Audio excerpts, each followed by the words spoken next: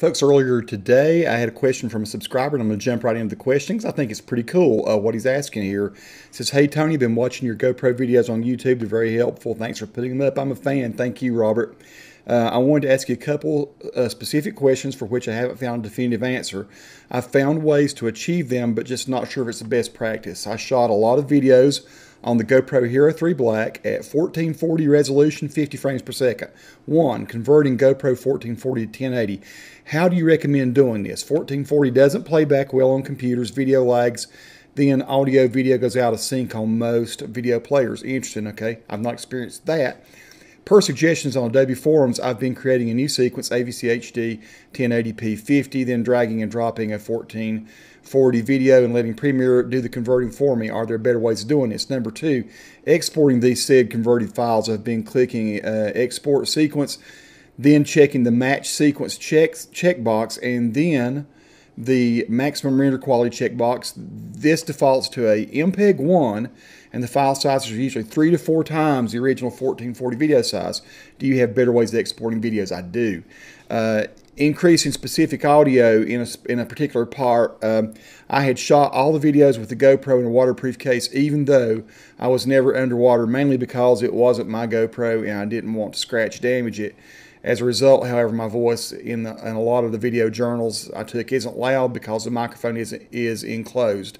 I want to increase the volume of my voice while decreasing the volume of wind or my fumbling with the GoPro. How do you recommend accomplishing this?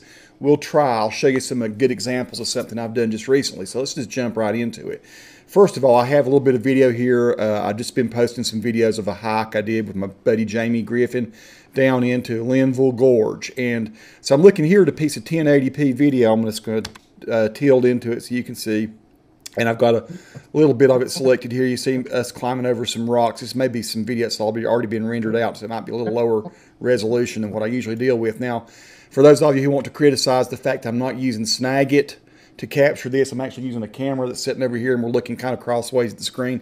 That's because when I try to use my Snagit, folks, when you're working with high definition video, particularly really big stuff like 1440p video, it gets all out of sync and it doesn't handle it very well while it's recording and video being edited at the same time. So therefore, we're doing this with a camcorder pointed at the screen. So don't take that. Don't take your frustrations out on me, okay?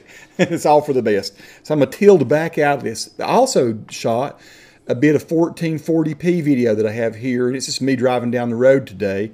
So you can see, right off the bat, I don't want to, be silly with people and tell you, overstate the obvious. But 1440p video is 1080p video with extra pixels at the top and the bottom. So what your result is it turns 1080p video into 4:3 video instead of 16:9.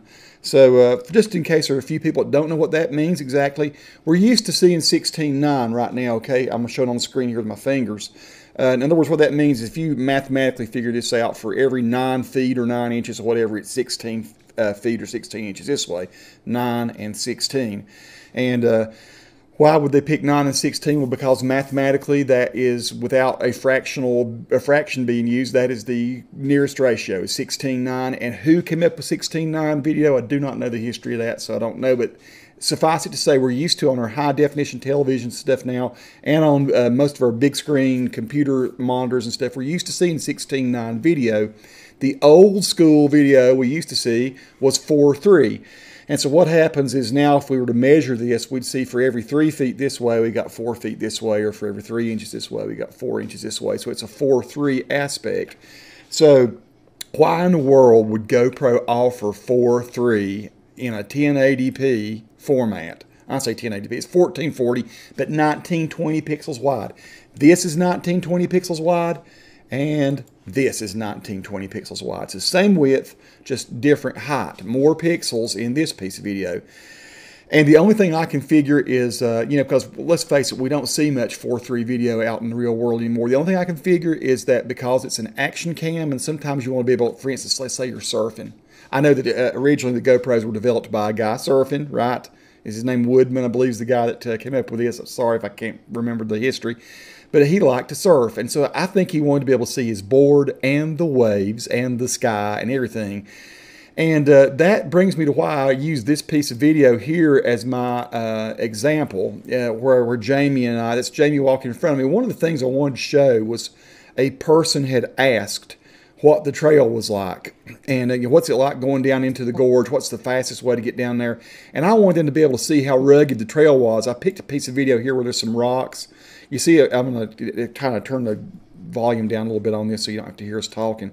But here we are walking, and that is actually a good piece of video there because we're going up a hill and you can see some of the rocks. But you see, you're not seeing my feet at all. You're not seeing anything close to what the trail was like as I personally walked across it. Watching this video after the fact, I kind of hated that I didn't shoot this in 1440p because then you'd have been able to see more of what was down on the bottom. Now, by contrast, what we got here with this 1440p video here is you can see, the focal point is the road in front of me here, but you also, if you wanted to see what my steering wheel looked like, just what an awesome driver I am, that I drive a stick, and that I have too much junk in my console, or that I'm going 75 miles per hour. That's you can see all that. You can see that I have the airbag up top. So the question my buddy has is how to export this video best. I gather he doesn't want to export it 4:3. He shot it at 48 frames per second. It says 50, but really it's 48 point, what is it here? Let's look at it. 47.95. If you look over here, it tells you 47.95 frames per second, which is roughly 50 frames per second.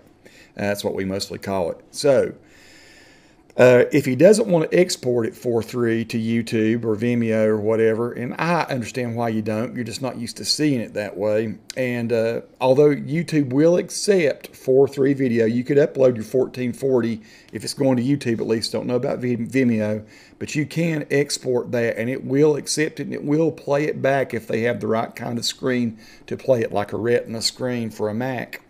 But most of the time we're going to want to put this in a 16:9 sequence. So I'm going to do this. I'm going to right click over in this section over here. I'm going to say new sequence. You could also have gone file and pulled down and picked new sequence too. And okay, I know this is 50 frames per second. Okay, so I could just leave this. I could pick 1080p 50, right? Matter of fact, I'll go ahead and I'll pick AVC HD. I'm using the AVC HD preset here, which works fine for me. And I'm going to pick 1080p 50. I'm going to say OK. So now I've got a sequence that is 1080p 50.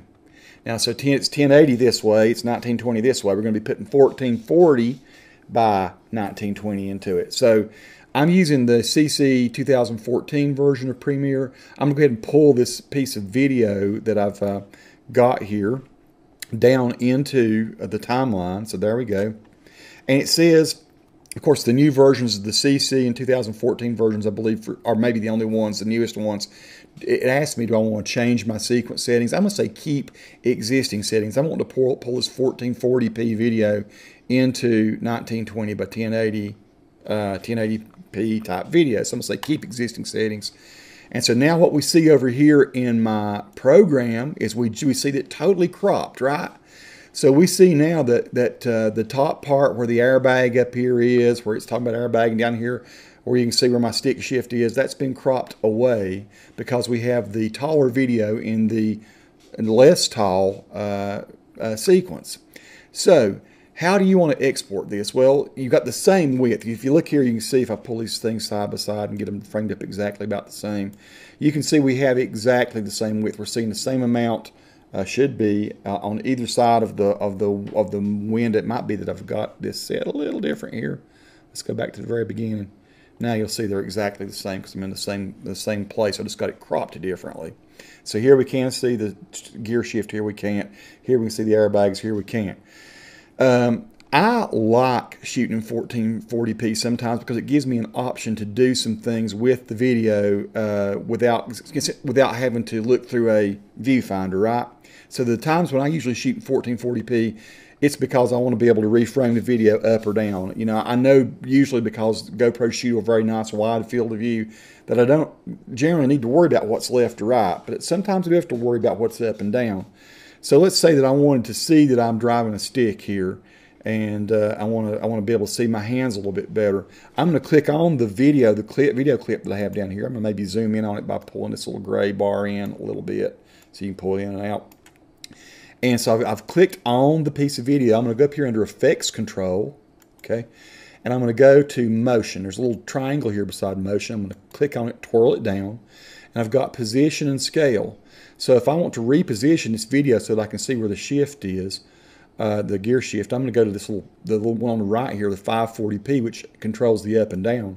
And I can see what I can do. I can use those extra pixels that you're not seeing. If I wanted to show more of the airbag thing up top here, I could certainly do that. But since I want to see the gear shift and my hand and the road there, there you go. That's what I've got. And I've even got a GoPro mount up here at the top. You can see that's kind of cool.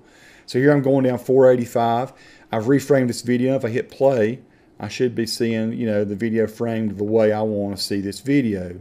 So one of your questions is, how should I export this video? AVC HD 1080p, you know, dragging and dropping it into a sequence. Well, there's different ways. So, you know, let's say that for some reason you did want to show all that video in a 1080p frame. That's only 1920 by 1080. You can squash that video, and it's a very simple thing to do too. If you go here over at scale, where you are, you got your piece of video still highlighted, go down to scale and twirl that down, and you got uniform scale, right? If you turn uniform scale off and you do scale width, we need to be able to scale height though, don't we? Scale height, here it is. See, scale height. We can take this down. Let's see how much can we do. It should be about 70 or 71%, I think. So let's go ahead and get this thing framed back up just correctly there. Yeah, I'm about right. I think 71, maybe 73 or 74%, maybe 75, right? Help me with my math here, folks. Okay, so it looks like 75% height. So I undid uniform scale. It's still 100% wide, and it's still 75%. It's now at 75% tall. Now we are seeing 100% of a 1440 frame squashed down. Now it doesn't look as good to me. Does it look good to you? And this is one of the things I had against what they call the super view when I first came out with my GoPro Hero 3 Plus. I thought that what GoPro had done was to squash 1440p video. Turns out it's a little different than that, though. It's a little more satisfying, the super view video, but it is quite similar to what we're seeing here. It makes people look a little dumpy, I think, unless you're just right in the center of the screen. So, but you know, this is a way you could do it. This is not the way probably that I would do your 1440p video. I tilted back out to get back out of that. I would probably go back to 100% a height, and of course, if you didn't want to monkey with that, you never ever even had to. You can just click that little toggle animation thing right here, the little stopwatch, and you can just totally undo ever having done anything with it. It says, do you want to delete existing keyframes? Say okay, now you're back to 100%. And so now I'm back to a situation where I've got the video just cropped however I want to crop it. I can go up or down, either way right there. And like that might be what I really wanted to see on my piece of video. So now I've got it cropped the way I want to. And we've seen the advantage of 1440p video. You can resize it up or down, or you can shift it up or down to get the crop that you want and to see vertically what you want. Now, if I had done this on the trail where I walked, I'd have been able to see much more like shin level, at least, of what was in front of me instead of like knee and waist level up. It would have been better video for my hiking video. But so here I've created what I want. Let's say I want to export this for the web, for YouTube. Let's go YouTube first. And I'll tell you kind of what I do and how I do it. And I'm going to tell you why I do it too. First of all, I think you said you were doing some hiking, and we had a follow-up email from you which said you'd been on the John Muir Trail, and you'd backpacked and you'd shot a lot of 1080p, or excuse me, 1440p, 50 frame per second video. If you're moving pretty quickly through a lot of leafy, complex areas, you might not want to export at 50 frames per second. Now, we're talking about YouTube exporting. And you know what? Even for your Blu-ray, let me tell you this. Why shoot in 50 frames per second? Or 47 point, whatever it is, 47.95. To me, the only reason to do it is you want to slow the video down. You know, with the GoPro, your shutter opens real fast, and you know, you're not really getting a whole lot of, I would say, extra clarity from side to side when you're shooting 50 frames per second. What you're doing is you're just getting more frames so you can slow bits of it down. If you want to shoot in 47.95 frames per second because you think at some point you want to slow that video down, it makes good sense to do it. It looks fine, and you know, but when you're going up to YouTube, if you're moving through fast, ever-changing scenery, it will look pixelated on YouTube. Why? Because YouTube takes your 35 megasecond pristine, beautiful YouTube video and it squashes it down to about 1.2 megs per second. From 35 megs per second at 50 frames down to about 1.2, 1.3 megs per second at 50 frames. So you can imagine how just a tiny little bit of data, it compresses the crap out of it, and it looks horrible.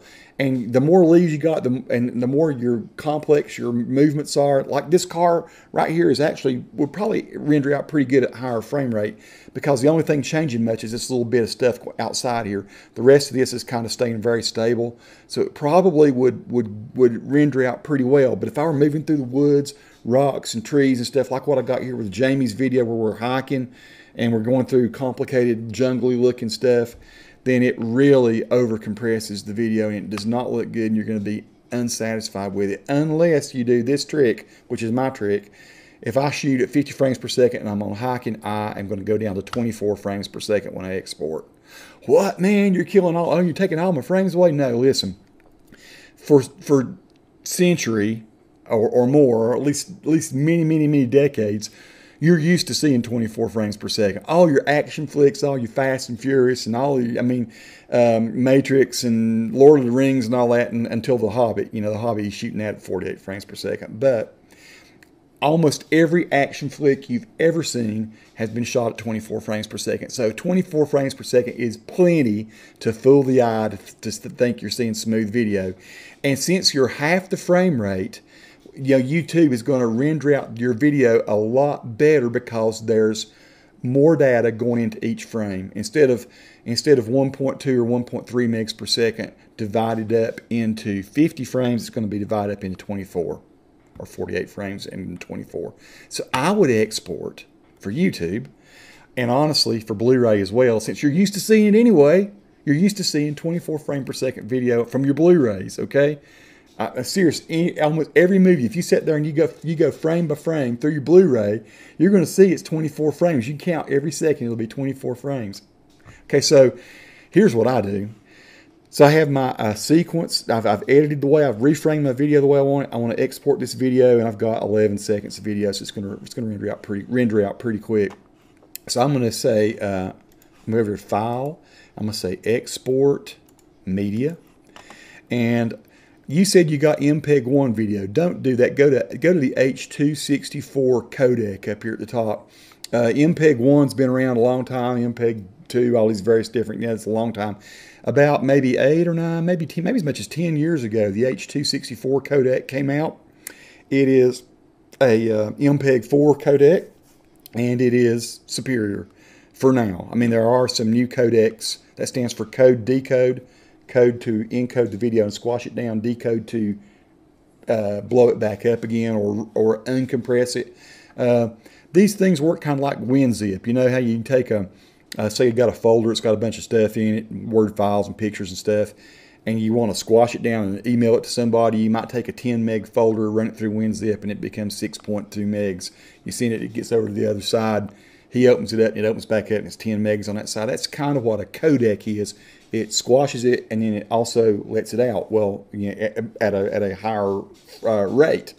It's kind of artificial the way it does it. It averages colors and shapes and things to create the illusion that there's still all the data there when really it's not. H.264 does this very well, and there's a new codec coming out called H.265 that will improve on this, but it's not quite ready for prime time yet. You know, we're not us mere mortals are not given the use of that. So I would do H.264 codec. You see here what I've got now. I could pick you see I've got custom in the preset here because I customize almost everything I do. You know, I'm not trying to be elitist or anything here. I just know kind of what's going to work with YouTube. I've been doing it so long. But I'll show you what you could do, and I don't know what presets you'll have because you might have CS6 or CS5 version of Premiere. You might have CC or CC 2014. I think everything since 2006 or CS6 this will work. So I'm going to go to custom, or where I have my preset here. You may not have nearly as many of these presets, but here's a good starting point. You could go to HD 1080p 23976. So I'm going to go ahead and do that. And so you see here that your aspect is going to be 16:9. It's 1920 by 1080. Now I could say match source. If I did that, it's going to try to turn it to 50 frames per second, but I'm not going to do that. I'm going to leave it 23.97. So I'm cutting the frame rate in half. That's so there'll be more data for each frame when we upload to YouTube. I'm leaving it at square pixels because when you're shooting with your GoPro, you're shooting progressive video. So you got square video, you got square pixels, not interlaced pixels. You've done your homework. You've gone and you've looked at what YouTube says about the profile, which YouTube does say that you should use the high profile. Honestly, folks, I don't know that it makes any difference. I've never noticed any difference. Matter of fact, I sometimes think that the main profile looks better. You can try it and see. I usually leave it on main, even though it says to go to high. Now here, you look down here at what I'm doing. I'm kind of segueing down here so you can see about the bit rates and stuff, right? Now, if you want to keep this thing 100% as good as it is coming out of your GoPro, then you're probably going to want to keep this like 32 megs per second. GoPro shoots 35, I think 35 megs per second. Now you have cut some pixels off the top and bottom, so you might be just sort of artificially bumping it up if you go to 32 megs per second. You can still leave it that, but for YouTube, I'm not going to do that. Tell you what I am going to do. I'm going to go down to about 18 megs per second. Okay, why am I doing that? Because I know YouTube's going to super over compress it anyway. I could have left it at 32, but if you're dealing with, let's say you've got a 10-minute piece of hiking video, man, that's going to be a huge file. And honestly, what I try to give, I know they're going to squash it down to 1.2, 1.3 megs per second. So, so Tony, why don't you make it like 6 megs per second, or why don't you make it 1.2 megs per second? Well, I don't want to give them an inferior piece of video for them to do their squashing down from, right? I want to give them a pretty superior piece of video. Now, why am I picking 18 megs per second? Well, here's a nice little secret. Most of you Blu-ray discs that you watch are encoded between 12 and 18 megs per second. So honestly, you're at the top end of what you're usually going to get off of a commercial Blu-ray, and that's pretty sweet looking usually, isn't it? So I usually go about 18. Sometimes if I'm just feeling crazy, I might go 20 megs per second here on the top end, or excuse me, on the bottom end, and then I might go 24 or something here on the top end. Usually I honestly go about 18. Let's go ahead and change this 18 and this at the target bit rate and about 24 on the top. What that means is it's a super complex area. It will allow it to go up to as high as 24 megs per second to render the video out. This video is going to end up looking really nice.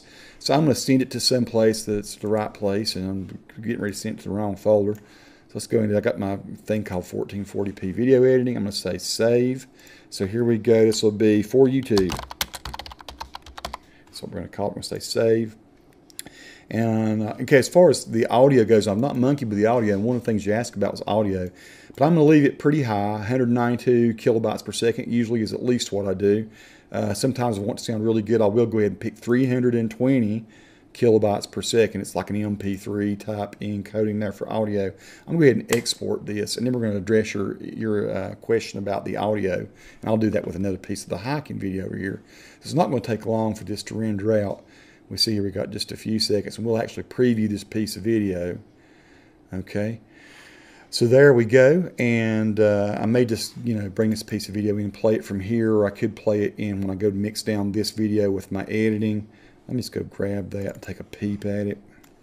So here we go, 1440p video for YouTube, open. Okay, so here I've got 1920p video in here now. So I could go ahead and just do this. I've got it also over here, so we can just double click it and watch it in Windows Media Player. And so there is my video, and it looks pretty great.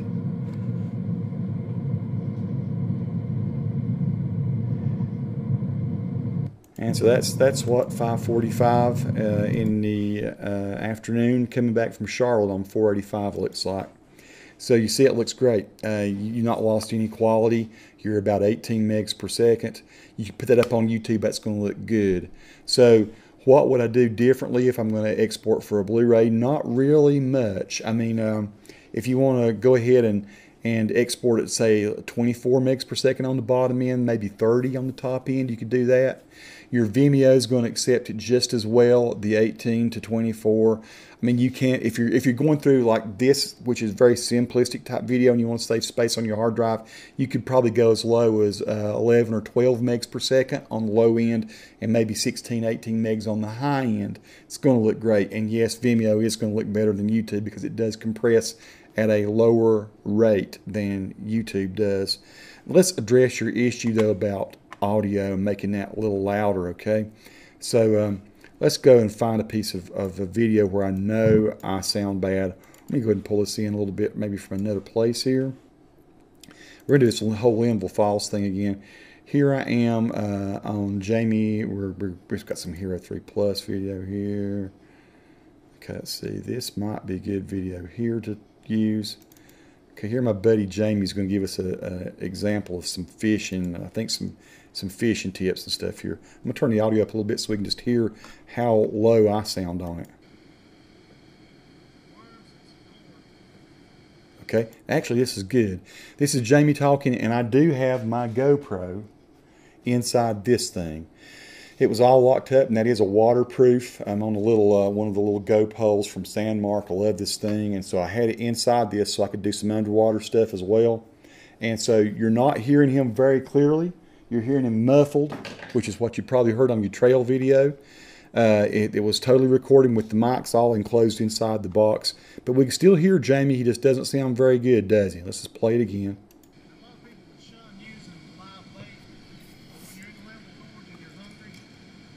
There's Jamie making his commentary about using live bait.